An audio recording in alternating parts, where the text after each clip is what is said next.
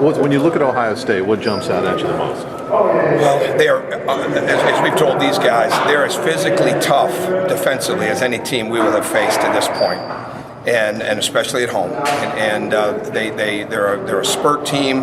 They're a big run team. They start really fast at home a lot of times, and you got to weather those storms. The crowd is fantastic. They're right there on top of you. It'll be an unbelievable atmosphere.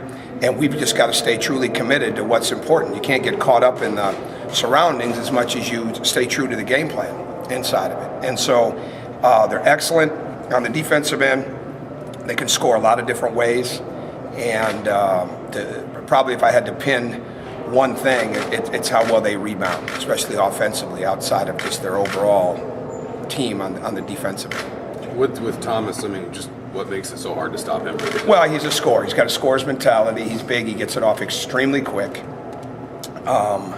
He can play at the post. He's extremely dangerous in the mid-post area and in the pick and pop driving and three-point shooting game. He's just an all-around scorer. I mean, there's no way around that. So you've got to guard him individually, but at the same time, you've got to have your whole team locked into him.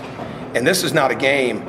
You know, last year we came off of Lenzel Smith to double Jared Sullinger, and it cost us. But you couldn't guard those guys, guard Sullinger just with one person. You know, and it's the same thing. You've got to have great schemes. We can't come off anybody, but we've got to be really locked in to how hard we're working on Thomas and how aggressive we are and making it tough for him. When you watch the film of the last 3 or 4 or 5 minutes at Illinois, what did you learn that can be applied moving forward? Oh, I think it's what they absorb, and I think they saw it quickly that we got out of what had been working, and the key is that, and Tim Buckley said it best. You play at Indiana, you get a ton of offensive freedom. I mean, a ton of it, but at the same time, when it's time to win the game, winning the game and the time and score situation override any of that. And we didn't always do that. It wasn't like they were bad shots, but we didn't play time and score the way that we needed to.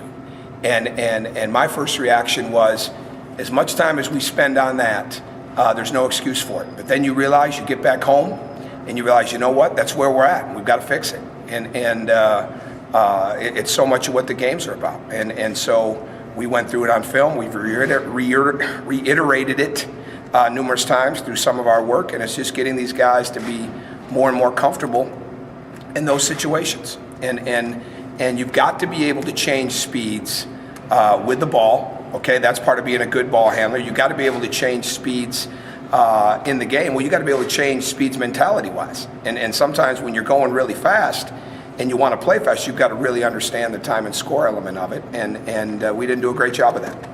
What makes Kraft as good as he is as a defender? He gets into your body. He's got quick feet, quick hands. He really gets up. He's very physical.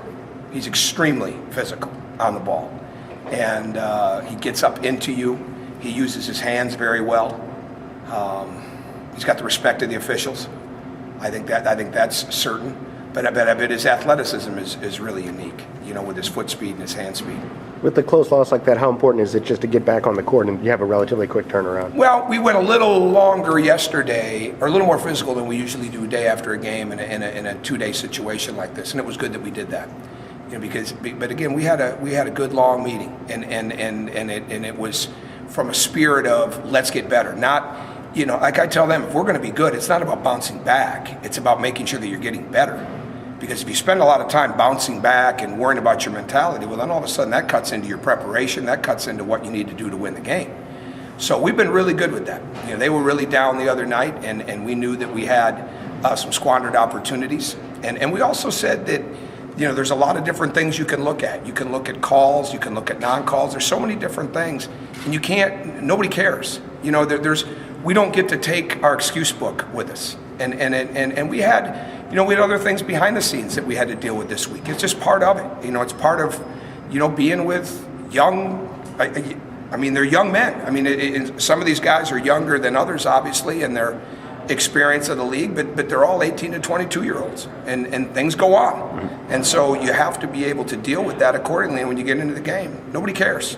And that's where the togetherness really comes in. And the other night, the togetherness and the execution, when it was really good, it was really good.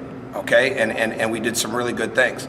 But when it wasn't, it cost us. And at the end, it didn't trump the pressure of the game, and we've got to be better at that. You mentioned you were talking about offensive freedom a little bit, I guess. I mean, I think Cody had 6 shots. I mean, is it concerned you that he's not getting the ball enough, or I mean, how do you? Well, look at he's it? still. It's still the aggressiveness. He still got fouled some, though. There's no doubt that he needs to get it more, and not just for the shooting, but for how much he gets fouled. And I'd say the same with Christian. And when you're shooting from the foul line the way that those guys are, it's got to be. It's a bigger part of the game plan. And I mean, it is a big part of the game plan. It always is. And Cody needs to get the ball more in the second half, but he needs to get it where he can not only score, facilitate for others, but where there's a lot of pressure on the opponent, and that's where the fouls come from. Are guys not looking to get it in there? Or No, I think at the end of the game, it wasn't that as much as there's a fine line on the time and score element, and still at the end of the day, to us, and the other day, our defensive breakdowns were more costly than our offensive efficiency. Because we came out of the corners, and you can't do that. And we had some miscommunications. And as the pressure of the game ratchets up, that's where the togetherness of your team on the floor, communication-wise, is got to be even stronger. Because it's all about execution under pressure. I mean, that's really what it all comes down to. And so then when you come down on the offensive end, you got to understand what you're trying to get to, and that's where the ball's got to. Our biggest thing is ball reversals. When it doesn't reverse, we're not a good team, and the numbers bore that out the other way. And it's got to be reversed. And a lot of times that we wanted the game in space. We wanted the game where we had a lot of ball screens so we could get open lanes. They are a very good help defensive team, very underrated defensively. And John sees his team the way he sees it. When I watch him on film, I thought they were very good defensively going into it. I know they've had some lulls. It's a hard league. I mean, it's a very hard league. So I wouldn't say this in direct correlation with Cody or Christian as much as to say we've got to get the ball in position where we can get fouled more, especially at the end of games, because we're good at it and it sets our defense.